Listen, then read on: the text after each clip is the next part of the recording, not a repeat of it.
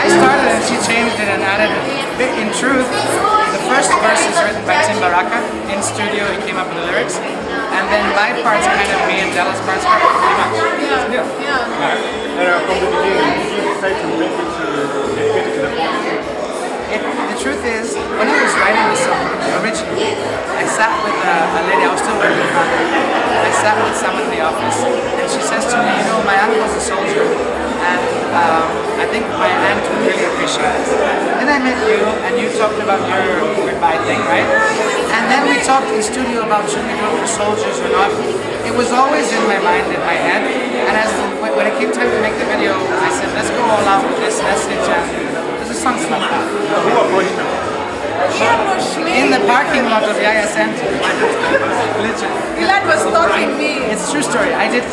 She did the Hello cover to Adele, the cover, the Swahili cover, and I heard that and I said, wow, that really For real, I can't finish it. She had a gig and I showed up.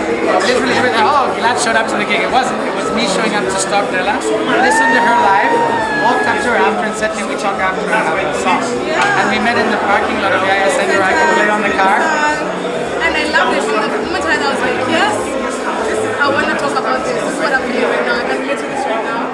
And so, when was the studio, like next week? The next week? We went to the studio the week after the song was finished, and I went to the States to speak somewhere at a conference, and Dela recorded the last part of the song. I wasn't even here. I came in and sang over her. MG made his magic. Like that. And you have pretty emotion over here talking about it. Hold on.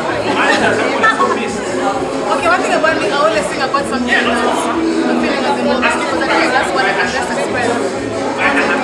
So that time I kind of started seeing someone for a really long time ago, not a big single for like 2 years. And then he had to leave the country. So he said he was going to come back. So it was kind of thing of, I'm coming back, don't worry, I'm coming back. So it was me saying, promise me for real you're coming. So that was what was going on that time. I feel like it is for me. Like tears all the time. If you ask my wife, she'll tell you for sure this is the one. And I know it's Semi Lila for her and she likes Nakuahidi. Yeah? But I mean, this song is really, it touches everybody's heart somehow.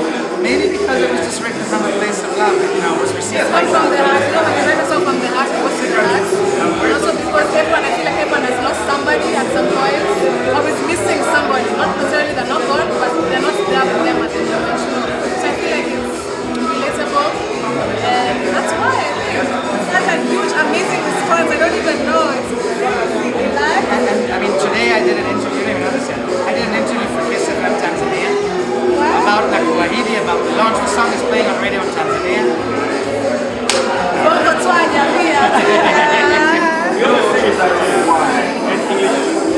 First of all, it's Swahilish, right? It's English and Swahili. But I live here. I live here. This is my home. It's a language I relate to. I enjoy. I love the way you can express yourself. And look at the word, Nakuahidi. It sounds almost better than I Promise You, right? How many songs have been done, I Promise You? Nakuahidi sounds special, you know? And the lyrics, I mean, something like Riziki Kutafuta. Go and explain that to a foreigner. I'm going to earn a living. I'm going to, you know, it's very, and I think that's why people are connected. It's real. Like even you, suddenly I see you and I really appreciate the soldiers and everything. But I think we don't do that. Maybe, first of all, I don't necessarily agree that in Kenya we don't do that. I mean, I disagree with that as a pretext. I think we do appreciate it.